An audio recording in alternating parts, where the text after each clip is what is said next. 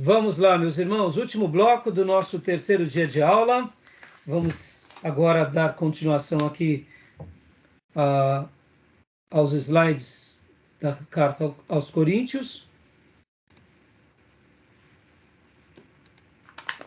Vamos lá. Então, olha só. Olha que interessante esses slides, irmãos. Esboço comentado. Eu vou pedir para os irmãos lerem apenas o que está em vermelho, tá bom? Para a gente, depois vocês leiam com mais cautela em casa. Leia para nós, pastor Johnny, por gentileza. Capítulo 1. Capítulo 1, 12. verso 12. A pregação baseada em santidade e sinceridade, não em sabedoria humana. E 1:22, Deus nos deu o penhor do Espírito Santo. Joia. Capítulo 2, 2:14. 2:14. A vitória de Cristo no ministério apostólico. Capítulo 3. 3:6. A excelência da nova aliança em Cristo, no capítulo 4, do 7 ao 9, o poder de Deus manifestado na fraqueza de Paulo. Glória a Deus. E aqui contraste entre a antiga e a nova aliança. Aqui é um estudo bem interessante, que depois vocês podem estar gastando mais tempo, mas a antiga aliança é velha, a nova aliança é nova. Na antiga aliança, Moisés era o mediador, na nova aliança é Cristo mediador. Na antiga aliança era gravado em pedras, na nova aliança gravado no coração. Olha que interessante. Na antiga aliança escrita com tinta, na nova aliança escrita com espírito. Na antiga aliança veio em glória, na nova aliança tem excelente glória. Na antiga aliança, ministério da condenação, na nova aliança, ministério da justificação. Na antiga aliança é um jugo de servidão, na nova aliança traz liberdade. A antiga aliança acaba com morte, na nova aliança o Espírito vivifica.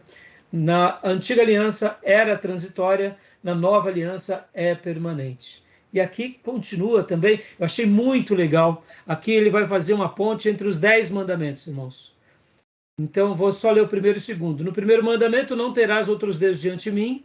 No Novo Testamento, mostra aqui também os textos e as passagens. Segundo mandamento, não farás para ti imagem de escultura, e aqui também os textos. Terceiro mandamento, não tomarás o nome do Senhor teu Deus em vão, e os mesmos testamentos. No quarto mandamento, lembra-te do dia de sábado para santificar. Aqui, ó, o único mandamento que não se encontra repetido no Novo Concerto. No Novo Concerto, nós não vemos uma ênfase para que guardássemos o sábado como era no Velho. Não encontramos nenhum ensino de Jesus ou dos apóstolos para santificarmos o dia sétimo mais do que qualquer outro dia. Jesus vai dizer que ele é o Senhor do sábado.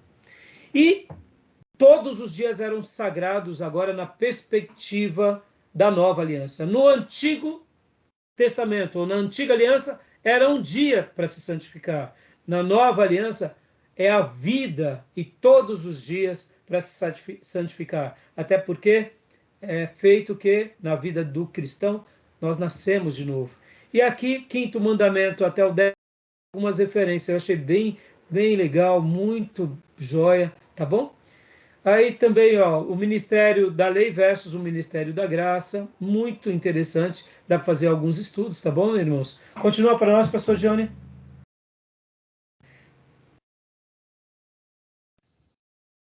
Desculpa, meu computador está meio lento aqui. Capítulo 5, 5:17. Quem está em Cristo é nova criatura. Capítulo 6, 3. O dever de não sermos escândalo ao ministério.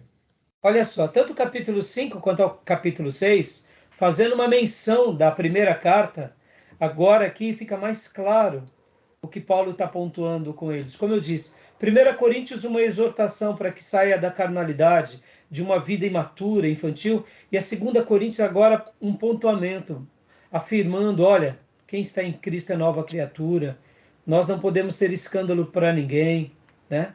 Nós somos a carta viva de Deus. Continua para nós, irmão. 7:8-16. A necessária exortação de Paulo, a momentânea tristeza dos coríntios e o glorioso arrependimento. Capítulo 8, dos versos 7 ao 15, o convite de Paulo à generosidade dos coríntios. Capítulo 9, do 6 ao 15, Paulo ensina a relação entre semear e colher. E no capítulo 10, no verso 4, ele fala de sofismas. No capítulo 10, do verso 13 ao 18, a importância de se limitar à esfera de atuação definida por Deus. Joia, ou seja, a gente precisa saber que a batalha ela é espiritual e que a gente tem que trabalhar dentro da esfera. A ideia de sofisma, o que que é uma sofisma, irmão? Sofisma é um pensamento sutil e sagaz que está repleto de erros. Isso é um sofisma. Seria uma artimanha, seria uma narrativa. Hoje essa expressão que está substituindo a mentira, hoje falar isso não é mentira.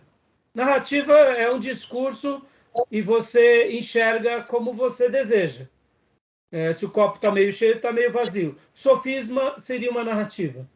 Seria um pensamento filosófico ou ideias que queiram nos convencer de algo, mas que tenham argumentos perigosos, ou errados, ou heréticos, ou contendiosos, tá bom? Eu ouvi falar uma vez uma definição sobre sofisma, que é algo que tem aparência de verdade, mas não é verdade, né? Porque é pior do que a mentira, né? Porque a mentira é contrária à verdade, né? Exatamente, exatamente, mas a sofisma, ela tem... e uma coisa que eu poderia traduzir também com essa aparente verdade, mas que não é verdade, tem uma outra palavra que é dissimulação. Pode ver, a dissimulação, no caso, entrando já mais para dentro do comportamento, parece ser, mas não é. Simula, né? Por exemplo, Judas Iscariotes era um diabo, mas parecia ser um apóstolo. Mas era um ladrão, né? Interessante, né? Então, ele praticava com o seu comportamento a dissimulação e com as suas palavras e pensamentos o sofisma. Ele enganava. Interessante, né? Continua para nós, pastor? Joia. Capítulo 11, verso 13. Paulo denuncia os falsos apóstolos. Capítulo 12, verso 9. A graça de Deus nos basta e o seu poder se aperfeiçoa na nossa fraqueza. Paulo faz uma denúncia, irmãos. Isso daqui não tem nenhum problema. Há pouco, na última aula, eu falei dos macedinhos. Irmão, a gente tem que ser resolvido o que queremos, o que não queremos, o que pregamos, o que não pregamos. A gente tem que ser resolvido no que acreditamos, o que deixamos de acreditar. A denúncia, desde que ela seja feita respeitosamente, com base naquilo que cremos, nós não estamos falando da pessoa, e sim daquilo que ela acredita. Quando falamos e criticamos as igrejas que exploram as pessoas na questão da oferta, nem por isso vamos deixar de pedir oferta. Aqueles que tomam proveito nos dízimos, nem por isso vamos deixar de falar de dízimos. Aqueles que maculam a igreja, nem por isso vamos deixar de edificar a igreja. Então a gente tem que ter uma palavra muito coerente, por isso que um dos nossos apelidos ou cognomes é o quê? Protestante, faz parte. É protestar, é falar, mas sempre com respeito, sempre com amor, né? Porque no essencial, unidade. No não essencial, respeito. E nas demais coisas, amor. Agora, isso não significa complacência e silêncio. Eu amei a frase do pastor André Valadão, que disse, citando Calvino, que se o cachorro vê o seu dono ser atacado e ele não late, ele é um covarde. E Calvino diz, como eu poderei ver as verdades de Deus ser atacadas e me calar? Eu seria um covarde. Então, irmãos, a gente não pode ser covarde, temos que falar e temos que expressar a nossa liberdade dentro da igreja, entre nós e pregando o evangelho. Isso faz parte, tá bom? Capítulo 13. 13, 2 ao 5. Paulo apela para que a igreja faça um autoexame. Que é o que nós precisamos fazer o tempo todo. E agora, a cidade de Corinto. Aspectos geográficos, históricos e culturais. É localizada próximo a um istmo. Na realidade, aqui, irmãos, eu não sei se vocês conseguem ver. O que seria o canal do Istmo de Corinto? Foi criado no século XIX. Literalmente cortaram a cidade de Corinto, 6 quilômetros de comprimento, um pouco mais do que isso, e onde passam as embarcações que fazem a união entre dois grandes mares, está vendo? Aqui seria uma bacia de Corinto e aqui é o Mediterrâneo. Então, eles literalmente cortaram no século XIX, uma construção recente, inclusive, né? E é bem interessante. Então, a cidade de Corinto é localizada próximo a essa região. Continua lendo para nós. Junto com Roma, Éfeso, Antioquia da Síria, Corinto era uma das cidades mais importantes e cosmopolitas. Era muito utilizada como rota comercial entre o mar Egeu e o mar Jônico, o que lhe conferia prosperidade e imoralidade. Agora, olha que interessante. Antioquia da Síria, Éfeso e Roma. Uma cidade importante e cosmopolitas. Agora, era uma cidade rica. Olha agora que interessante aqui. Pode ler para nós. Em 146 a.C., a cidade foi vencida e arrasada pelo general romano Lúcio Múmio, o Acaico. Em 44 a.C., foi reconstruída por Júlio César, batizando-a de Laus Lúlias, Corintiensis. Em 27 a.C., tornou-se a capital da província romana de Acaia. Ou seja, irmãos, ela era a capital de Acaia. Então pensem como ela era forte. Agora a gente vai para aquele grande ponto da promiscuidade. Continua lendo para nós. Cidade de Corinto. O templo de Afrodite foi restaurado e redecorado com 1.000 sacerdotisas cultuais. Dá uma pausa aqui. Dá uma pausa. Meus irmãos, aqui é muito importante. Na aula passada eu fiz menção e quero repetir aqui. A cidade de Corinto, ela era a principal da Acaia, era muito grande, era muito próspera, era portuária e servia como rota, mas ela tinha uma característica que nenhuma outra cidade tinha. Ela unia o pior dos pecados dos romanos, o pior dos pecados dos gregos e o pior do pecado de todas as nações. E misturava tudo isso dentro de um balaio que virava essa cidade. E como se não bastasse, ali existia o templo de Afrodite. E ela, Afrodite, essa deusa, tinha ao seu serviço 1.000 prostitutas cultuais, aonde, dentro dos seus cultos, as sacerdotisas e as pessoas e os membros, vamos assim dizer, se tinham relações sexuais, homens e mulheres, era uma orgia sem precedente. Paulo vai a essa cidade e começa a ganhar pessoas para Cristo. Essas mulheres, na sua grande maioria, para se verificarem se elas tinham lepra ou algumas doenças venéreas, elas eram sacerdotisas e prostitutas cultuais que também trabalhavam como prostitutas na cidade, e elas tinham as suas cabeças rapadas, para que ficassem evidentes o quê? Se elas não tinham doenças contagiosas. Quando Paulo começa a pregar o evangelho e ganhar pessoas, ele ganha prostitutas. E agora Paulo está adorando a Deus na casa dos seus amigos e chega os marinheiros e vê um monte de mulher de cabeça rapada. E aí eles falam, opa, tem uma reunião de Afrodite aqui. E aí onde sai aquela indicação e aquela sugestão de que a mulher coloque um véu, até que o seu cabelo cresça e ela volte a ser conhecida não mais como uma prostituta, mas como uma mulher de bem, porque não eram todas as mulheres de Corinto que se prostituíam. Tinham 1.000 profissionais da fé, mas tinham muitas discípulas. Mas agora convertidas, você não cresce o cabelo do dia para a noite. É nessa recomendação que Paulo faz menção. E aqui entra aquele critério do véu. Estão entendendo, meus irmãos? Agora, Olha só que interessante. E nenhum outro povo tinha uma quantidade tão exorbitante de prostituidade num culto como era a cidade de Corinto. Percebam, irmãos, Paulo poderia ter uma mensagem palatável aos coríntios. Não, sabe o que é? Vocês são assim, desde sempre. Não tem jeito. Para vocês, o evangelho é diferente. Deus ama vocês. E Deus amando, entende vocês.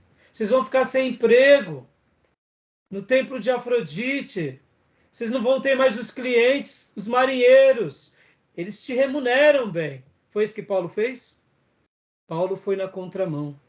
Assim como Paulo foi na contramão dos romanos, escrevendo Romanos 1, mostrando que todo pecado, de homem com homem, mulher com mulher, é sodomice, pecado antinatural, agora vem Paulo mais uma vez e fala com toda a liberdade, ensinando a verdade àquele povo. Então, guardem isso, irmãos. 1000 prostitutas cultuais. É pouco ou não é pouco? Querem fazer algum comentário? Tem alguma dúvida? A questão do véu, né, pastor? Era daquela cidade, para aquele povo, para aquele tempo, por uma situação específica. Né? Realmente, a falta de interpretação, ela faz as pessoas criarem contextos e viverem em cima deles. Né? Agora, entenda, né, Maísa, se realmente Paulo tivesse esse critério para todas as igrejas, a igreja de Jerusalém usaria, a igreja de Antioquia usaria, a igreja aos Efésios usaria, todas as igrejas. Mas ninguém passava por um momento assim, ninguém tinha um templo de adoração e promíscuo tão como era a cidade dos Coríntios. Por essa razão, a gente nota que é uma instrução particular. Eu sei que os nossos irmãos que fazem uma leitura mais simples e têm isso como uma prática de fé, nós respeitamos. Mas, ao estudar a Bíblia, nós entendemos essa situação. Assim como também, irmãos, a gente vai ver votos judaicos no Velho Testamento e até alguns no Novo Testamento com Paulo, porque ele era judeu. Assim como tinha os nazireus de Deus, nós não temos mais. Então percebam que se a gente não souber fazer uma leitura e entender, porque, irmãos, deixa eu dizer uma coisa para vocês aqui. Se isso fosse para os nossos dias, eu não teria problema nenhum de me reunir aqui com as irmãs agora na aula e falar, irmã, coloque um véu. É mais fácil colocar o véu agora e nos cultos, ou é mais fácil fazer isso, ou é mais deixa eu formular melhor a pergunta. O que é mais difícil? Viver em santidade ou pôr um véu? Com certeza viver em santidade. Né? Entendeu? Então, não teria problema nenhum chegar para os irmãos e para as irmãs e falar, coloque o véu. Por quê? Porque é uma coisa simples. Ah, mas isso é ridículo? Não. E se fosse para usarmos o véu até na rua, qual o problema? Não, se Deus mandasse, Deus mandou. Deus mandou viver em santidade? Mandou. Então, acabou. Nenhum problema. A gente pede as coisas mais difíceis, por que não pediria as mais fáceis? Tem sentido. Não tem nenhum sentido. É porque nós não temos problemas. Hoje, prostitutas têm cabelo rapado? Imagina. Tem prostitutas de cabelo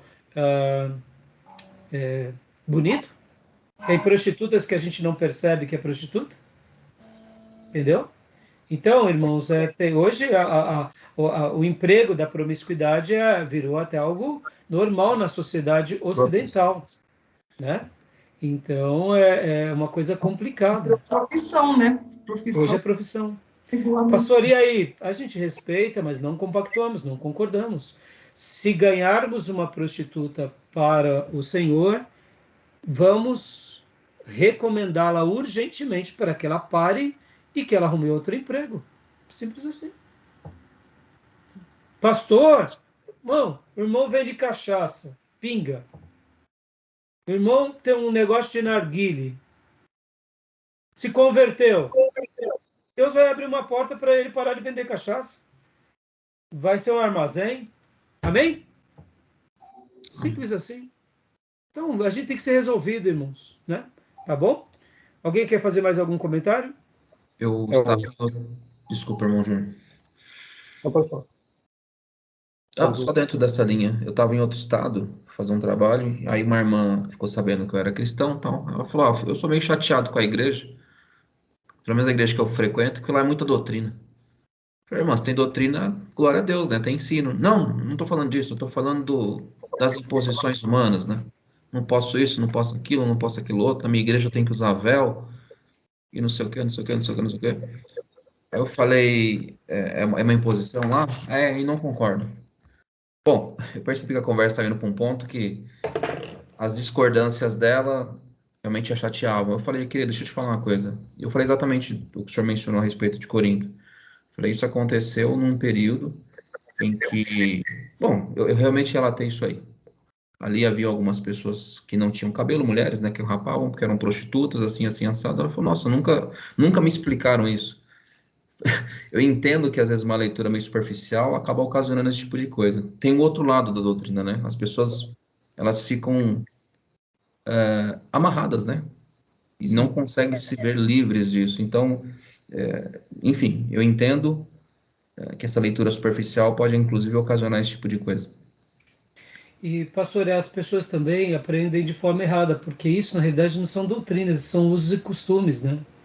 Aqui, vamos pegar um exemplo aqui com os nossos irmãos pentecostais. Irmãos, se Deus me levasse para pastorear uma igreja pentecostal do interior, eu ia falar para minha esposa usar saia. É o costume deles. Pastor, mas é o costume, irmãos. Você não muda as pessoas. Você respeita as pessoas. O que é mais fácil, eu mudar toda uma igreja ou eu me ajustar à igreja? Se aquele costume não é um pecado, qual é o problema? Sim. É um costume. Mas eu vou explicar para eles e mostrar, olha, eu faço isso por vocês. Porque eu não vejo que isso é errado. É o comer carne. É o comer carne do açougueiro lá que tem um ídolo. E eu não como porque tem um ídolo. Aí eu compro e consagro e falo, Senhor, obrigado. Está consagrado. E vamos para o churrasco. Entendeu? Mas, pastor, irmãos, a gente tem que ser resolvido. Mas tem pessoas que, por isso que o Novo Testamento vai dar várias diretrizes, né? Agora, existem coisas que não são doutrinas, são usos e costumes, são tradições. Algumas tradições são boas, outras são ruins. E a gente vai fazendo essa ponte, né? Mas vamos prosseguir, meus irmãos, para a gente concluir aqui, porque não vai dar para ir para Gálatas, não. Continuando aqui. Então, continua para nós, pastor. A cidade de Corinto. Já lemos ali o templo. Na época de Paulo, a cidade poderia ter até 700 mil habitantes. Pequena essa cidade, irmãos? 700 mil. Olha o poder e influência dessa cidade. Paulo não está preocupado com a influência deles e com os costumes dele. Paulo vai lá e prega o evangelho e o Cristo ressurreto. Glória a Deus. Manda até uns para Satanás. Eita. Continua, não. Corinto presidia os Jogos do Istmo a cada 2 anos em honra a Netuno, o deus do mar. Olha, deixa eu dar uma pausa aqui. Seria mais ou menos Jogos Olímpicos, que a cada 2 anos eles tinham. Ou seja, era uma cidade muito influente, muito contemporânea, muito atual. Pode continuar. A cidade possuía uma grande colônia judaica com sua sinagoga, onde Paulo pregou conforme... Atos 18:4. Né? E aqui é uma estátua da deusa Afrodite. E aqui são as ruínas da antiga cidade de Corinto. Depois peguem no Google, pesquisem nos livros, nos nossos livros textos, né? Ruína da antiga cidade de Corinto, o templo de Apolo, 6º século antes de Cristo. Olha que edificação, irmãos. Teatro de Corinto, teatro, onde tinha um teatro, tinha uma população muito grande, grega, romana, pode ver, templo grego e teatro também, que eram muito usados tanto pelos gregos quanto pelos romanos. Fonte de Peirene, eu tive tentando pesquisar aqui, mas eu não, até tentei achar alguma coisa, mas eu deduzo que aqui deveria ser como se fosse uma sauna. Deduzo, tá, irmãos? Eu tentei pesquisar, mas eu não achei muitas informações. Bema, plataforma para oradores. Os gregos gostavam de debates, os romanos também, não tanto, mas é a cultura grega que estava lá. Ágora era o mercado, olha o mercado, as ruínas de um mercado, como se fosse um mercadão, né, irmãos? Pode ver aqui, irmãos, embaixo, vocês vão vendo, ó, aqui a pouco, só dentro desse mapa, aqui logo na sequência é onde estão, ó, o templo de Apolo, tá vendo aqui em vermelho? E aqui, ó, o teatro, muito bem feito. Aqui, ó, a fonte, tá vendo? Ele vai mapeando a plataforma para os oradores, o mercado, ou seja, uma cidade muito, muito além dos seus dias. E o Monte Acrocorinto, com mais ou menos 600 metros de altitude, tinha no seu topo o templo de Diana, Afrodite, e na sua base o templo de Melicertes, patrono dos navegantes. Ou seja, era uma cidade bem idólatra, né? E promíscua. Tranquilo, meus irmãos? Tranquilo, pastor. E Paulo simplesmente disse: vocês, corintianos, são assim, Jesus vai se ajustar a vocês.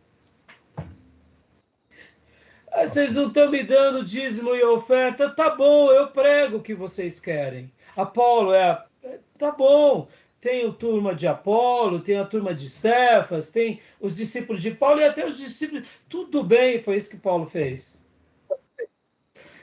Irmãos, que Deus nos ajude a ser que nem esse camarada que não tinha medo de falar, de pregar, de amar, de ensinar com a sua vida, com a sua obra, porque precisamos tanto, meus irmãos, tanto.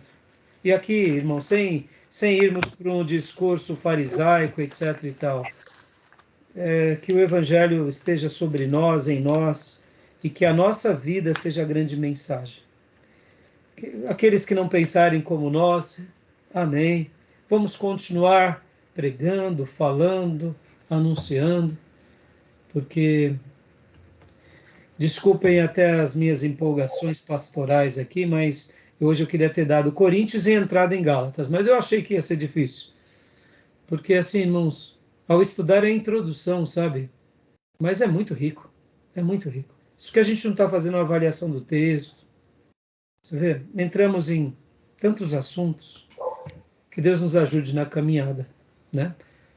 Que possamos honrar o Nazareno, que possamos deixar uma marca, acreditar, seguir aquilo que acreditamos e pregar esse evangelho bendito aí com muita unção e graça, né? Alguma pergunta, alguma dúvida, alguma indagação, meus irmãos? Não. Não? Glória a Deus. Os demais irmãos, Gil, Maísa, Júnior, Cleusa. Tudo certo para mim, pastor. Hoje o Júnior não falou muito, Júnior? O que houve, Júnior? Vai dizer que você é corintiano, Júnior. Senti uma cara aí. Hoje travou muito, né, sua linha, né, Júnior? Estava travando bastante. Senti falta da sua participação, né, irmãos? O Júnior participa. A irmã Cleusa hoje ela está... Falou demais, irmã Cleusa. Mais ou menos, parece que ela está em Viena. Tá mesmo, lá, em Viena. Eu não sei se é Viena, o que é, mas é bonito, né? É bonito. Fala sério, né, irmãos? Tá bom, meus irmãos, que o Senhor nos ajude, tá? Bom, hoje é a nossa terceira aula. Nesse curso, agora, nós teremos, em média, 9 aulas. Então, quando der às 9, a gente para, tá, irmãos? Eu espero chegar até Apocalipse, mas se não chegar, é assim. São muitas informações. Vocês disseram que eu não falei, então eu vou falar o último aí.